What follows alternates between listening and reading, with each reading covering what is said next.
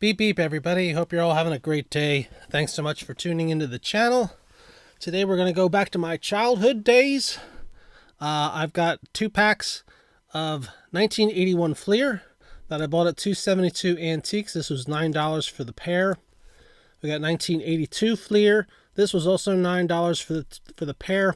And we got 2 packs of 1981 Tops, and these were $9 each, which is the cheapest price I've seen in quite some time. I once opened up a pack of these at might have been the second or third video of my channel, and I paid $12 for a pack of those. Didn't pull anything interesting out of it, but the cards were in immaculate condition, so whoever the owner was, they kept it in a pretty nice place for a good long time. And the gum was so clean. Let's see, I don't think I have that. Oh, here it is. The gum from that pack was so clean that I top loaded it. Yeah, I know. I'm kind of weird. But hey, weird's fun sometimes. Hi from Grimace and hi from Omar. Beep beep. Woo-hoo-hoo-hoo. And we are going to boop our resident gnome, Nathan's nose. Boop, boop, boop for good luck. So, let's go with 1982 Fleer first, and then we'll open up 81 Fleer, and then 81 Tops. So, I don't know where these were stored. I don't know how they were taken care of. They look like they're in okay shape. And these were really decent prices and unexpected. I was not expecting to see these at an antique mall. So it looks like these were packaged in some sort of a really long team bag. And I'm going to try to take the wrappers apart very gently because I think I want to save them. You don't run into very many wrappers from that far back. And here's what the 1982 Fleer wax wrappers look like back in the day. 1981 rated #1 by Baseball Hobby News. Okay, 1 sticker and 15 cards. If you remember the story from back in the day, the 81 Fleer had gum in them, and Tops took them to court, and they put stickers in their 82 set, and Donruss, the other company, chose to do puzzle pieces in theirs. All right, so let's see if we can open these up without causing any damage. The nice thing about wax wrappers is generally you can open these up without ripping them, I think, in most cases. If these were glued shut, yeah, that would be a lot harder to get this open.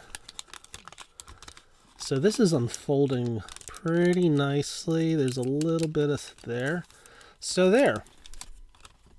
We got a nice flat wrapper, which I'm going to put aside. There's a little fold over up here and a little bit of wrinkly in some places, but for all this time, not too bad. So I'm going to put that aside. And let's see what we pull from this one. So we got a Texas Rangers sticker. Looks like if you piece these together, they must make a design on the back. I was not aware of that. I opened up just a few packs of these back in the day. At the same time, I was opening up 1982 Tops packs.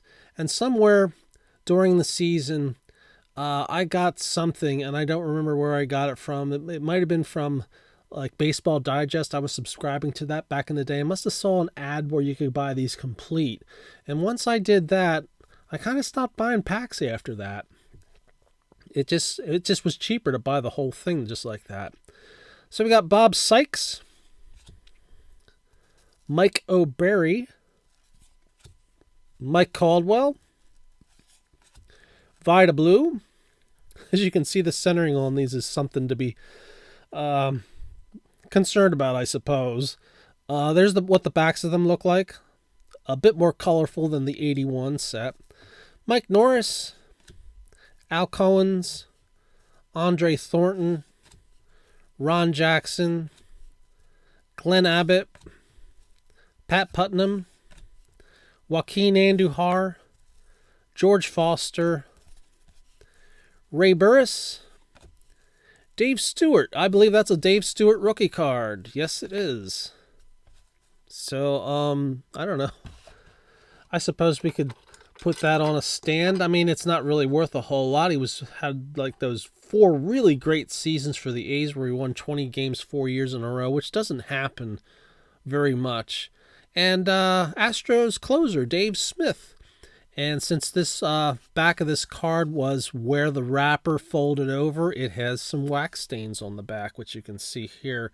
Generally, the wax stains appear on the backs of Fleer cards. I think in most cases. I'm not sure if that's true all the time.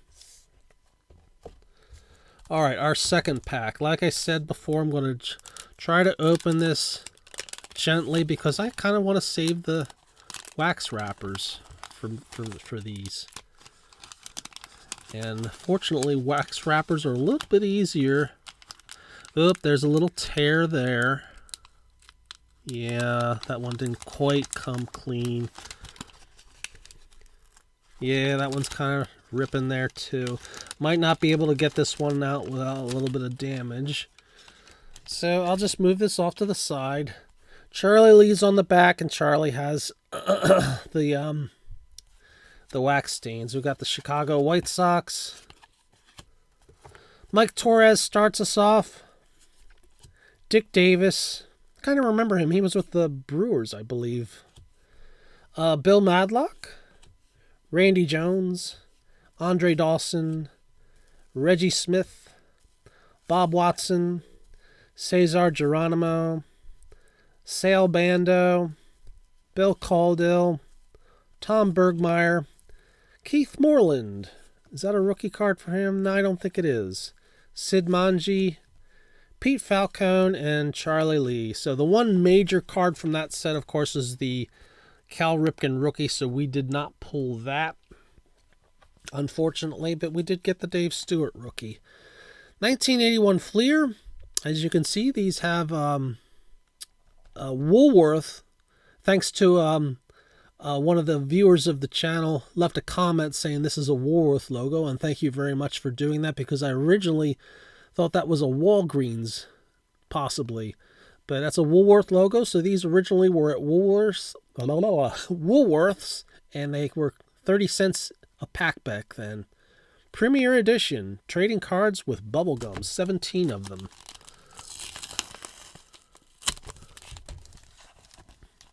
So I did buy a fair amount of these back in the day.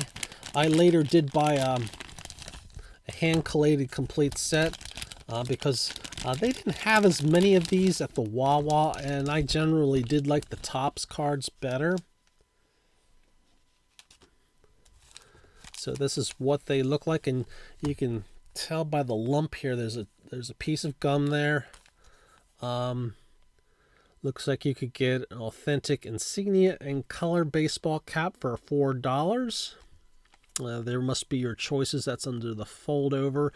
And there's the ingredients for the gum. Dextrose, corn syrup, gum-based sugar, artificial flavor, color, and BHT to maintain freshness. Fleer Corporation from Philadelphia, Pennsylvania. I'm surprised I didn't see more of these because, you know, they were located in the city I was growing up in at the time.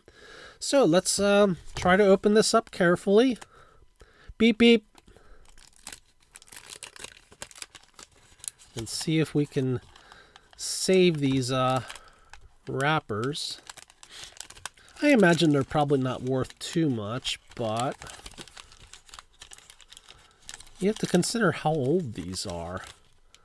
I mean, be 43 years ago. So I'm gonna try. Okay, there's a little stickiness there. Try to pull them out.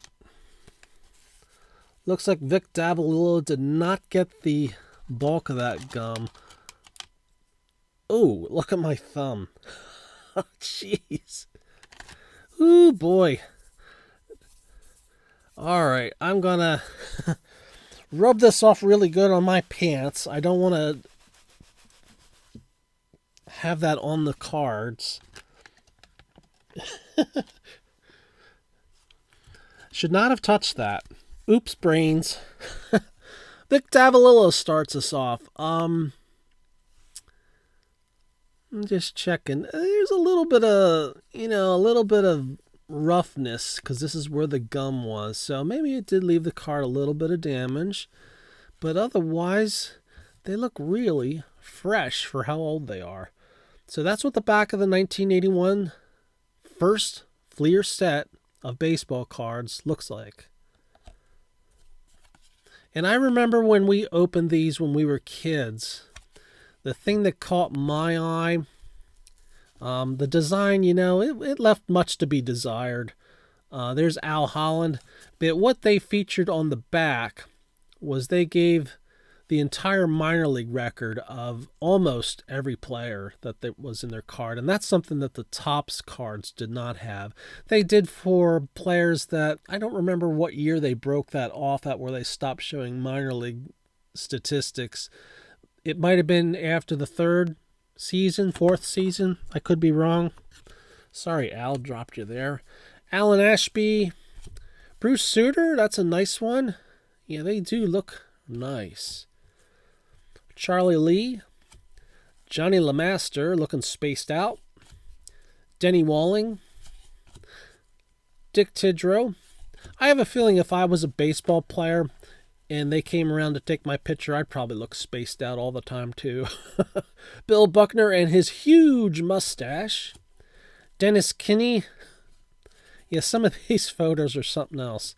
Gary Lavelle, Luis Pujols, not related to Albert, Scott Thompson, Omar Moreno, the speedster from the Pirates. That's a nice one. Larry Bradford, Art Howe, and Lenny Randall. So nothing really major in that pack, but still, lots of fun opening these up. I like this. This is fun. I kind of wish I'd bought more. It would be kind of neat to actually open up like an entire wax box of these, but yeah, I don't know how much the Fleer ones go for, but I know the 81 Topps, I believe there's an entire sealed wax box. Oh, John Candelaria did get some of that gum. You can see some of it there. And I do not know why that gum is so white. It's almost like the sugar leached out of it or something, but I'm going to try to dispose of that and somehow save those wrappers. So I'm going to use my... Oh, okay, it's mostly dust. There's a little bit of... There's some paper loss up there. Look at that. Yuck. Rub that off on my pants.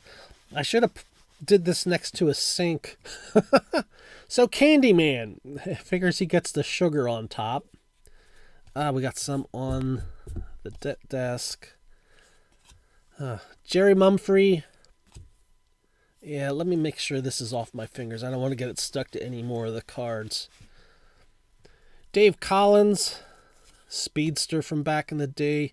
Dave Heverlow. John Vukovic, I barely remember him. He mostly was a backup. He tended to come up at the end of the season for the Phillies for quite a few, several years. As you can see, the most at-bats he ever had was back in 1971. He had a 161 career average up to this point. But he, I believe, was a coach for quite a few years after he gave up his playing time. Barry Evans, Hector Cruz, Floyd Bannister, that's an early card for him. Al Oliver, great player there. Dick Hauser, got a Orioles team checklist. Reds is on the back. That's kind of how the Fleer checklists were done at the time. Basically, the way Fleer designed their, how they arranged their card numbers was the championship team for 1980 would get the first batch of numbers. Like, I don't know how many cards per team it was. Whatever that comes out to.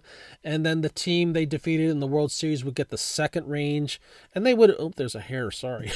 They would arrange to team by team by team. So the cards were not split apart randomly like the top sets were. They were all the players from one team were together, numerical order. Jim Barr, Johnny Grubb, Goose Gossage, Doug Corbett. Here's another checklist. I would have been disappointed to get 2 checklists in one pack back in the day. And Dave Roberts finishes this off. And Dave has a little bit of a wax stain on the back because he was the back card that was up against those wrappers. So, yeah, not a whole lot out of that pack. Didn't really get much out of there. All right, let's open up the first of the 81 Topps packs.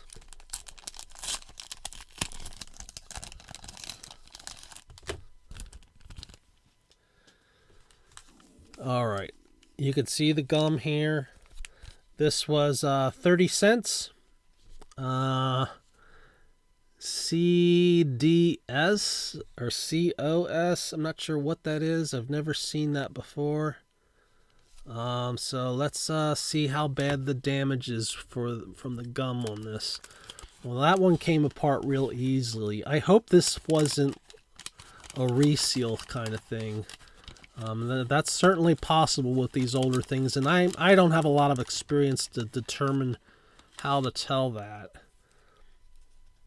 So here's our stick of gum. It's stuck. There we go. Hey, that's not too bad. Didn't do too much damage. Not in bad shape. Let's put these down. So here's the wrapper. Unfortunately, it does have that price tag on the front, but hey, what the heck, why not? I'm going to keep it anyway. You don't run into these very often.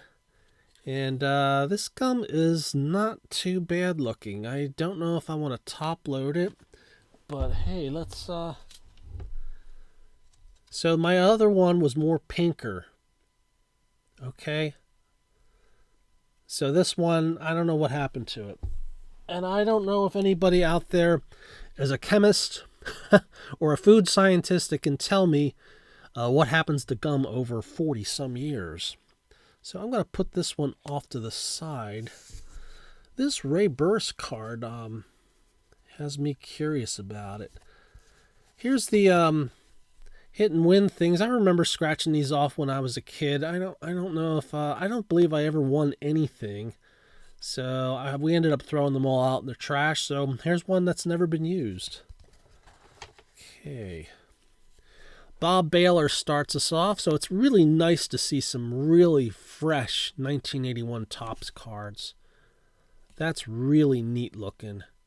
This would have been what they looked like when I first opened them up. And unfortunately, we were, in my case, 12 years old.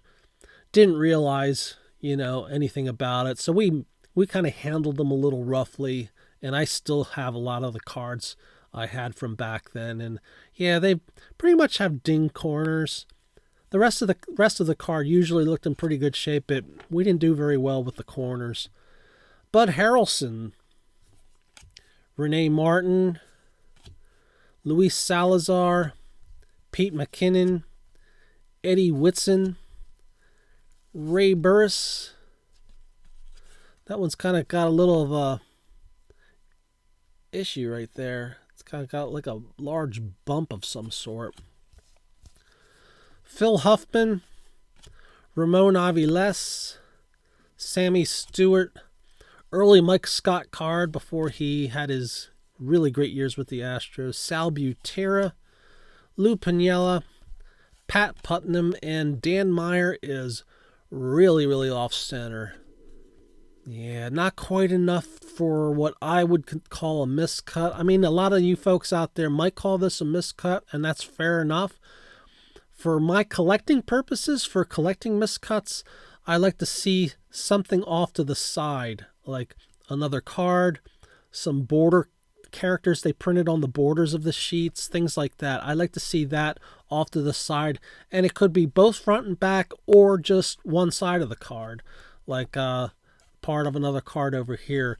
So for me, I call this grossly off center. So didn't find anything really exciting in that pack. Like I said, that one came apart pretty easily, so I don't know if these may have been searched in the past. So, you know, there is that potential. And like I said, I don't really know how you can tell for sure. So if you're an expert at that and you watch this video, feel free to let me know. It's okay if you think these were resealed or something. You know, it'll be a learning experience for me, and I'll take that the next time I look for these. I'll look for something. I may look for some YouTube videos on how to do this. I understand how you can tell with modern packs a little bit better, and a lot of it has to do with that crimping.